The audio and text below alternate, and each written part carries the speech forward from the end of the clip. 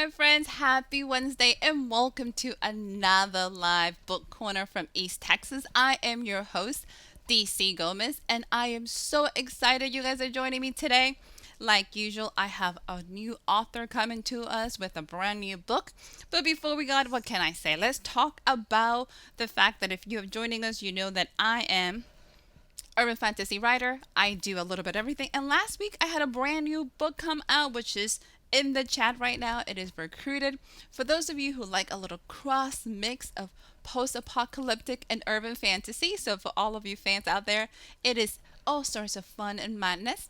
Last month we had The Hitman Owl. And I'm kind of clicking through this stuff for you guys to kind of pay attention. If you're joining us live, remember, my friends, make sure you subscribe, make sure you follow us along. We're here. You don't want to miss a thing. So as we continue, how about we bring our guest on, the fabulous and amazing Mr. Bob May. Hi, Mr. Bob. How are you? I'm fine. I don't know if I'm fabulous and amazing, but I'm doing pretty good. You're fabulous and amazing. Absolutely. I am so excited you're joining us today to the Book Corner. You have a new book out, and by the way, children's author, which is one of my favorite genres. So I am so excited. And today we're going to talk about, ta-da, let's see if I can get to the camera, your fabulous new book, The Scary Storm. For everybody, it is in the chat. Mr. Bob, tell us about it. What is this book about? Where did this book come from? Give us a little bit more. What's going on? Well, I wrote a book in 87 and a book in 88, and they were also about rabbits, but they're about jackrabbits or actually hares. And that's because in the 70s, when I got out of law school, I got my first job in Odessa, Texas. So then you fast forward a few years. My son was born in 79. I was moved back to Brazoria County and had been an assistant district attorney and then went out on my own in like 78. But the book was bedtime stories. And my son was 6 or 7 years old. And so they just came to my mind from my experience living out 1 year in Odessa, Texas. So that's how the genesis of the thing began. Now, do you want me just to keep telling you where we? Okay, so I wrote two books. Yes, tell me about How it. Because Billy? so I have them in the carousel for everybody watching. So anybody Right. interested, I have, and Okay. I have How Billy Bobtail, and I'm trying to read Billy a. Joe. Yes, what is that Billy all Joe about? Bobtail. Well, I don't know. Many people out in the audience probably have little sons and daughters, and when they're at that age where they're first starting competitive activities, Okay. and especially little boys, because boys are boys and they have this competitive urge, but they give a little bravado. Oh, I'm going to knock the cover off the ball. Dad, I'm going to hit a home run. Dad, I'm going to strike them all out. But they're really just trying to cover because they really don't know. And so they kind of bravado to cover the insecurity. So in this story, Billy Joe thinks he's the fastest jackrabbit in the West Texas and the world for that matter. And so a guy from called Hoppy Highstockings, who's kind of a business type from Midland, which, as you know, Midland's kind of a little Dallas, It is. except it's oil and gas. But he says, "Well, Billy Joe, I hear there's another rabbit out in West Texas. Thinks he's the fastest." So he hooks up a race. He baits him into the Great Jackrabbit race with a guy named Texas Slim. And so they have a politician in it. They have uh, the Billy Joe's confident, but he's training like crazy coming up to the race. And so that book. Do you want me to? I mean, everybody knows. Not everybody knows. Do you want me to tell the rest of that story very briefly? Well, before we do, I want to make sure because you have another one before we go. The Yeah. Scary Storm. So a little bit more Right. about your book that just came out. So this is your Okay. new book. Right. When you decided to Well, put the best time stories together, how many stories do we have? Is it one story? Do you have multiple? What do we have? all right. Well, this story, the scary storm, followed 33 or 4 years later Okay. because when I put my original books out, it was in the mid 70s, my or late 70s, 77 and 78. My son was like first grade, kindergarten, something like that. And so then I got elected to be a district judge in Brazoria County. Well, you know what that is, and in Angleton. And so I put it down for years until my sister-in-law found those old books in a closet and read them to her grandkids. And she said, "Those are great. You need to. My grandkids love them. You need to republish them." So Aw. I did. Well, then uh, I was. This is the how we get to the scary storm. We've had a lot of storms this year Yes. that are scary in Tennessee, and so and they may be early winter, they may be late. Here we have 5 different winters and 2 or 3 springs and a lot of summer. But anyway, uh, so I was strolling her in her little stroller when she was about a year and a half or 2 years old. And we would go looking for bunnies because at a certain time of year, there's little bunnies in our neighborhood here in Aw. Williamson County, Tennessee, hills. And so the story just came to my mind. So I wrote it and got it published with Texas Sisters Press. And the guy who was my amazing artist in my first 2 books, I couldn't ask him to do it because he didn't make any money on the first go around. And I did a little bit because I bought author copies and sold them. But the he didn't make much, and he became a dear friend. And then this last year, he got cancer followed by COVID and passed away. Oh. And so, meanwhile, I had already kind of decided to illustrate it myself.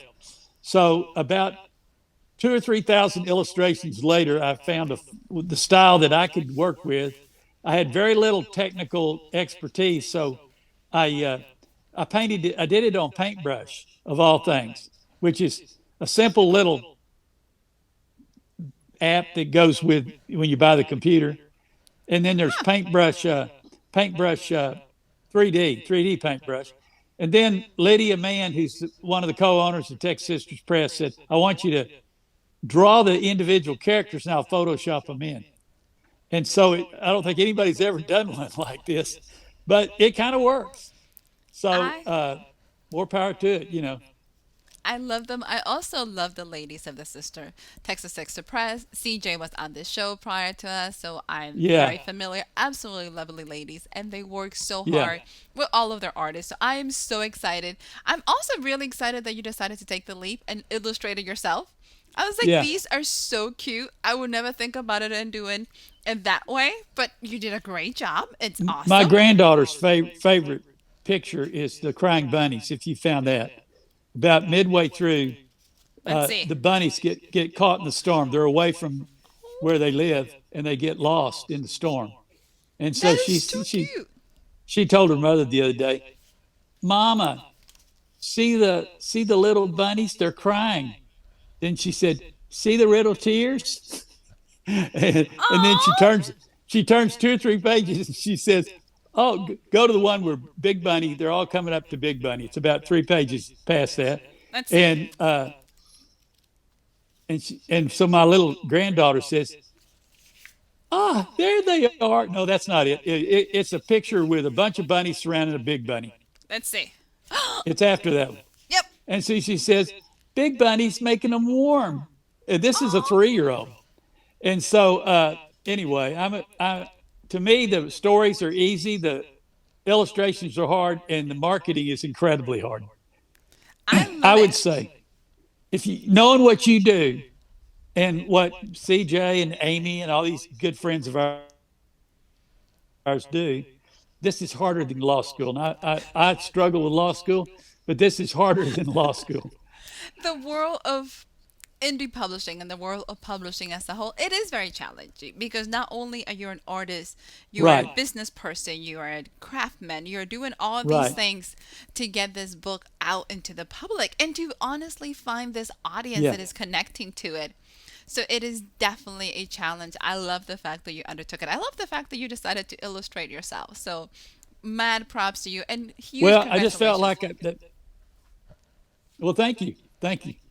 So anyway, that's how it got started. I Now, love it. go ahead and whatever you want to ask me or I love it. When you were thinking of the stories themselves, because I want to make sure for our viewers Right, who are watching and listening to us and they're looking for it, how old should the children be in order to enjoy it? Because a 3 year old is having a blast. How old do you think right. they need to be?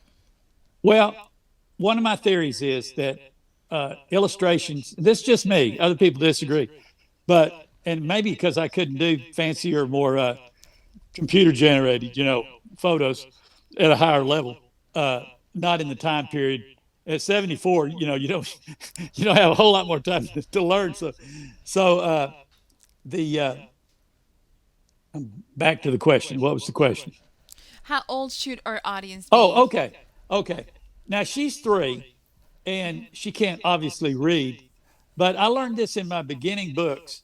Uh, I think you need to make books where they're a little bit of a stretch because the 3-year-old could clearly understand a well illustrated book when their mama or granddaddy or somebody reads it to them. So, uh, and when you show them a little bit of phonetics, a few sight words and things thrown in like that, then they'll be reading before you know it. And the book is written, all my books are written where there's some stuff that only the adults will get, but they won't detract from the child part of it. I love it. And You have so, multi layers going on. right. And this book is not complicated, though. This book is about two bunnies that were excluded from the group. And Oh, we all know somewhere around fourth or fifth or sixth grade, people start separating out from their friends when they were first and second grade and they get into groups. And, I can understand if you see somebody coming down the road that looks drunk or carrying a gun or something, I can understand why you wouldn't want to be friends with them. But the only thing these bunnies did wrong, Big Bunny and Little Bunny, is Big Bunny was, you guessed it, big. say it, too Big. big. He was too big. And Little Bunny's problem was he Too was a grown small? bunny, but he was too little, too small. And so the scary storm was the catalyst. It was the catalyst where the other bunnies got lost and were blown around. They didn't know which way to go, and they were desperate. And Big Bunny and Little Bunny brought them together, and there was some apologizing. Not Big Bunny and Little Bunny were kind of the kind of people we all wish we were. That's The awesome. kind of people that they don't want to have anything to do with me, but we found each other. We're doing good. Aw. Let's. And then when the opportunity where they were vulnerable, the other bunnies, Big Bunny and Little Bunny did the right thing. And another characteristic, if you notice that page you opened where it looked like Little Bunny's eyes looked like they had orange and yellow rings around them. Yeah. Well, a lot of my characters have special gifts, and one of my themes is that we all are born with certain special gifts. Some people never find their gifts, Okay. but Little Bunny could see better than all the other bunnies, so he would get up on Big Bunny's head, and he said, "I think I see the other bunnies, and they have a problem." So Big Bunny says, "Well, tell him to come over here and get warm," because see, one of his characteristics, because he's real big, was he was warm. So they all got kind of in a group hug and that kind of thing. So I it lo- deals with kind of multiple levels. And the size metaphor, it could be any other kind of reason that people exclude other people. But this one's very non-controversial, big and little. I like it. So, but the parent, the grandparent, you can talk about these things with your little children, like why are the bunnies crying? Why do the other bunnies not want to have anything to do with them? These are things that little kids can pick up way more than we realize they can. And they see it and they can feel it and they never want somebody Yeah. to feel left out. So they always want to be helpful. They Right. always want to be involved. So to have it in picture form is great because they can relate to these characters and still feel very Right. good about themselves. So that is Right. beautiful. So tell us a little about Papa and Elizabeth. What is this book about? And I'm clicking in That the that is a carousel. that is a very complicated book. Uh, Why? because Papa, it's actually a prequel because Billy Joe and Texas Slim after the race became friends because they learned sportsmanship and Okay. friendship in the midst of competition. And so Slim, Texas Slim, wants to know about Billy Joe's daddy because he had heard he was famous at one time. Okay. And so Papa was a bunny, and his special gift, we had a big right foot that could find oil. He could go out and thump on the ground and say, drill here, and they'd find oil every time. And then a war happened, and he got called up to the 1st Texas Rabbit Regiment and got sent over there where the war was. And he came back and he had a damaged foot and a purple medal. And so he was ready to go back to the oil fields and resume his remarkable career. And it wouldn't That's a work lot. anymore. His foot wouldn't work anymore. So he's depressed. These are adult issues, but little kids today are growing up with wounded parents And a lot and faster. depressed parents a lot Yes. faster. So that story, he runs across a little rabbit girl who has all her little brothers and sisters. She's old enough to come down from Lubbock and get them their winter clothes at Aunt Jeanette Bunnywick's Main Street store in Midland, Texas. And I love it. so I love it. that's actually my wife's uh, aunt, Aunt Jeanette Blatherwick, who's been gone a few years, but she had a store in Main Street, Midland. So I just borrowed her name a little bit. So It anyway, works. so she's leaving the store, and you know what a dust devil is? It's a twister light. Okay. It wouldn't kill you, but it might pick up a little rabbit or something.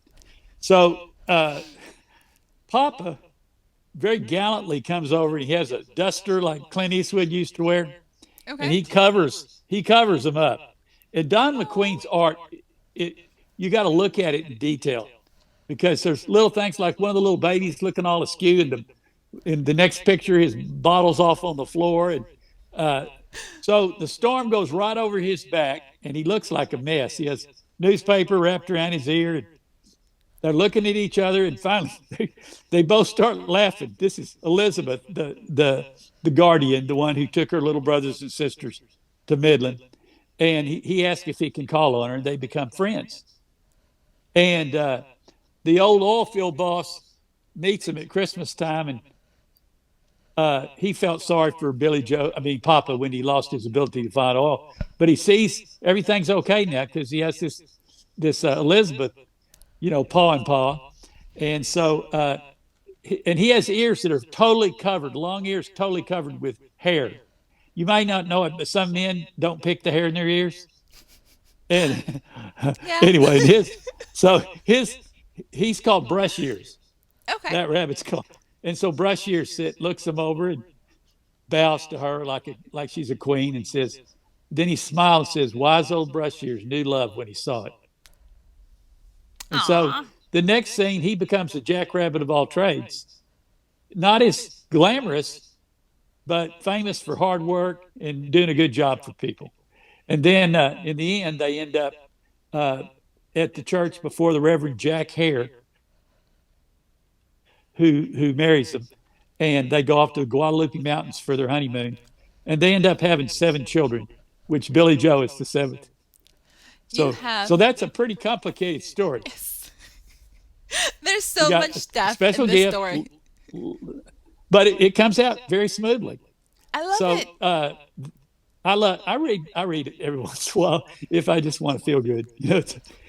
But see, the thing about life is, even when there's hard times and we have to endure certain things, it's still wonderful Yes. if we can see it. It's like your special gift. If you can see it, I love it. and it's still wonderful. It's such a good message, and they're all so positive. And you are so right. A lot of our kids do have all these levels, and they're going through a lot of things, and they're seeing it in their Yeah, family, they see it in their parents.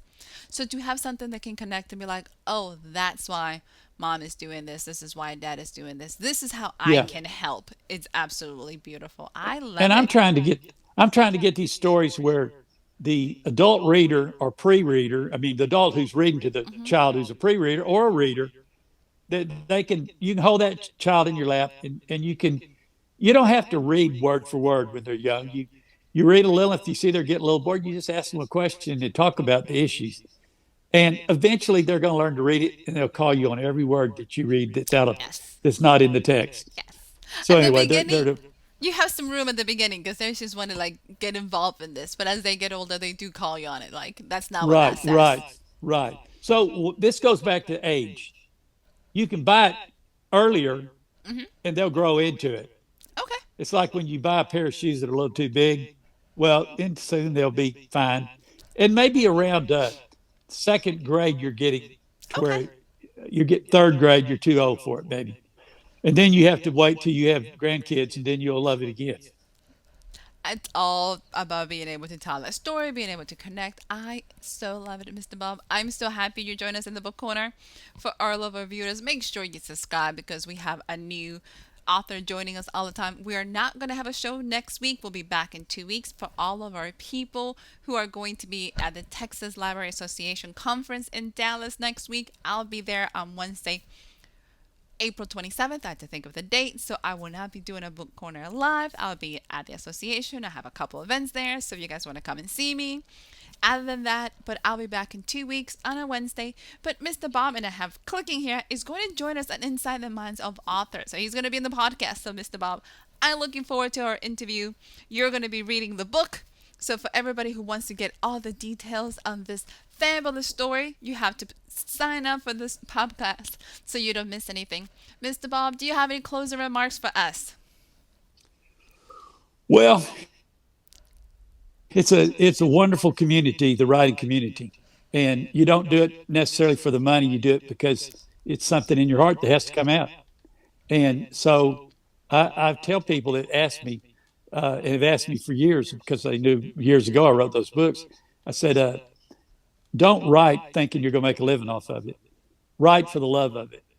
And some people, very few fortunate ones, do well on books, but most people write. There's a lot of outstanding books that maybe just aren't quite marketed, or maybe they have a little bit of a few flaws in them, and they just get snowed under the mass of books coming out. But I always say, if you're going to do something, do it with all your heart and do it the best you know how. You know. That is such a good advice. There is a lot of competition in the book world. We have a lot of books coming, but we all love it. We truly enjoy this business. We enjoy creating these stories, and it's always a lot of fun. So, to our viewers, don't forget to subscribe. Make sure you're following us, and thank you so much for joining us, Mr. Bob. It's been a pleasure. And to everybody, have an amazing good night. Bye, everyone.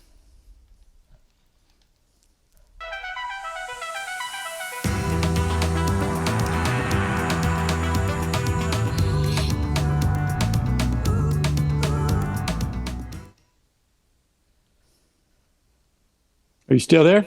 I am here. I am finishing the broadcast. So don't leave me. I'm not. Let's see. And I'm going to